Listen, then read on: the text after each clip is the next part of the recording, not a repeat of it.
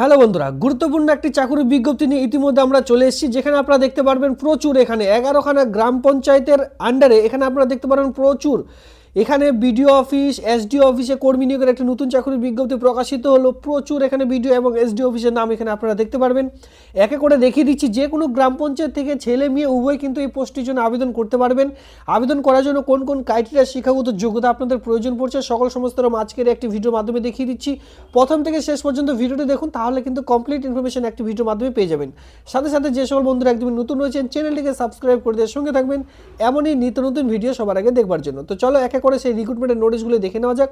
যদি আপনারা রিক্রুটমেন্টের নোটিশগুলো ডাউনলোড করতে চান, আপনারা দেখতে পাচ্ছেন wbprd.wb.gov.in এর যে অফিসিয়ালি সাইট রয়েছে, সেই সাইটটিতে ভিজিট করতে হবে। সাইটে আসবার পর 3 ডট লাইন দেখতে পাচ্ছেন মেনুর এখানে কিন্তু গিয়ে আপনারা রিক্রুটমেন্ট সেকশনে গিয়ে রিক্রুটমেন্টে ডাউনলোড করতে পারবেন।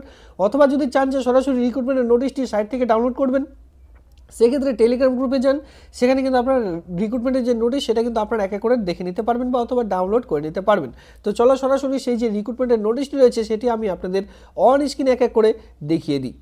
ফার্স্ট অফ অল দেখিয়ে দিচ্ছি বিভিন্ন রকম জেলায় এসডিও সঙ্গে বিডিও এই সকল ব্লক আন্ডারে নিয়োগের বিজ্ঞপ্তিটি প্রকাশিত হয়েছে। সেক্ষেত্রে এখানে আপনারা বিডিও এসডিও দেখতে পাচ্ছেন, যেটা কিন্তু ব্লক অফিসে, যেটা মিউনিসিপ্যালিটি আন্ডারে, কোনোটি ব্লক অফিসের আন্ডারে নিয়োগের বিজ্ঞপ্তি প্রকাশিত হয়েছে। এখানে আপনারা নিজেরাই দেখে রাখুন, বিভিন্ন রকম জেলায়, হুগলি রয়েছে এখানে দেখুন, হুগলি জেলায় রয়েছে বিভিন্ন রকম জেলা, এখানে আপনারা দেখতে পাচ্ছেন ব্লকের নাম। যারা হুগলিতে রয়েছেন, হুগলিতে যারা ছেলেমেয়েরা রয়েছেন সকলে আবেদন করতে পারবেন। তাছাড়া বিভিন্ন রকম জেলা থেকেও আবেদনটি করতে পারছেন। দেখতে পাচ্ছেন এসডিও বিডিও বিভিন্ন রকম জেলার এসডিও অফিসে, বিডিও অফিসে এই নিয়োগের বিজ্ঞপ্তিটি ইতিমধ্যে প্রকাশিত হয়েছে। অন স্ক্রিনে সেটা আমি আপনাদের দেখিয়ে দিলাম। এবার এখানে আবেদন করার জন্য আপনাদের কিন্তু অফলাইনের মাধ্যমে আবেদন করতে হচ্ছে।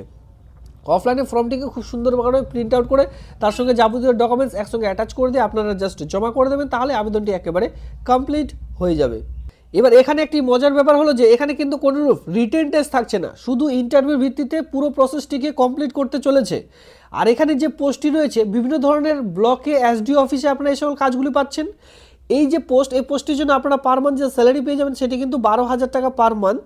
আর এখানে আপনাদের যে ইন্টারভিউটি নেওয়া হবে সেটা কিন্তু এই মাসেরই 18 তারিখে, 18/2/2025 তারিখে কিন্তু আপনাদের যে ইন্টারভিউ সেটি কিন্তু নেওয়া হবে।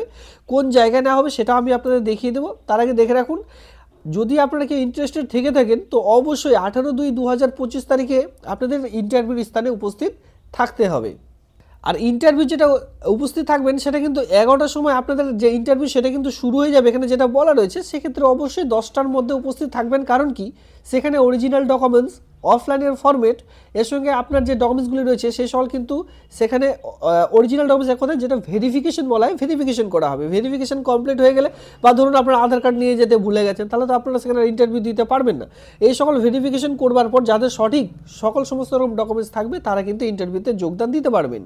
তো যেটা আমি বলেছি 10টার সময় উপস্থিত থাকতে, এখানে কিন্তু বলেছে রিপোর্টিং টাইম 11টা, মানে 11টার সময় উপস্থিত থাকতে বলা হয়েছে। তো আপনারা 1 ঘন্টা আগে যাবেন, কারণ কি সেখানে ডকুমেন্টস অনেক ভুলও হতে পারে। সেই সকল আপনারা সেখানে গিয়ে 1 ঘন্টা আগে গেলে আপনারা কিন্তু সেখানে রিল্যাক্সে এই যে এক্সাম সেই সকল কিন্তু দিতে পারবেন, মানে ইন্টারভিউ দিতে পারবেন। ডকুমেন্টস ভেরিফিকেশন সময় আপনি কিন্তু একদম ফ্রি থাকতে পারবেন। তো 1 ঘন্টা আগে আপনাদের আমি বলেছি।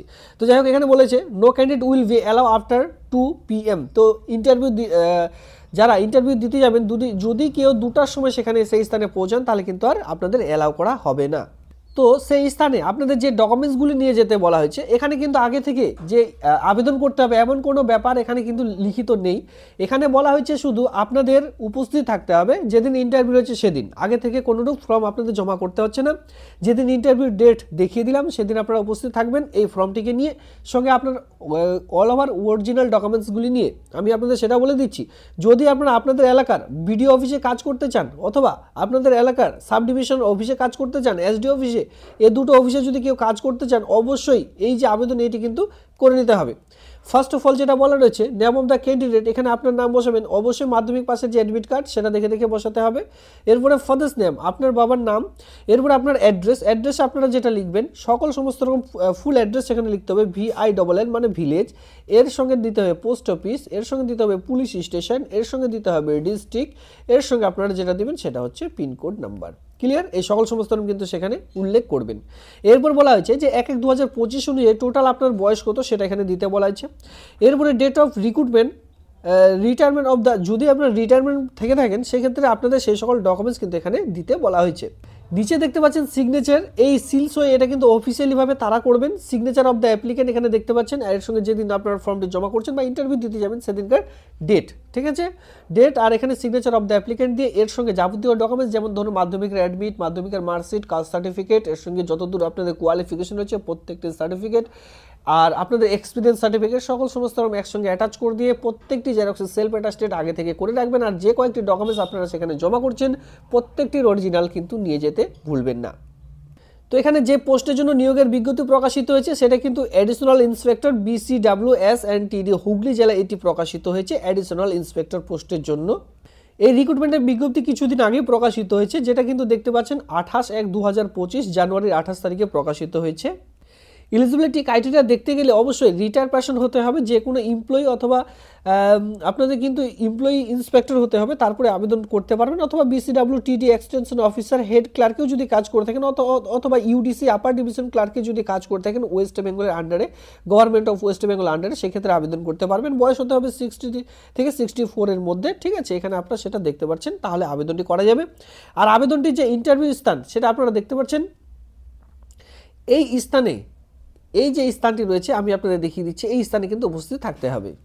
যে স্থানে আপনারা উপস্থিত থাকবেন সেটা হচ্ছে গতিধারা মিটিং হল, office of the district magistrate and collector, new administrative building, 12 floor, যেটা হুগলি জেলায় কিন্তু এটি সম্পূর্ণ করা হবে। ইন্টারেস্টেড প্রার্থীরা অল ওভার ওয়েস্ট বেঙ্গল জুড়ে আবেদন করতে পারবেন, তবে যে কোয়ালিফিকেশন ক্রাইটেরিয়াটি দেখিয়ে দিলাম সেটা থাকা বাধ্যতামূলক। ধন্যবাদ।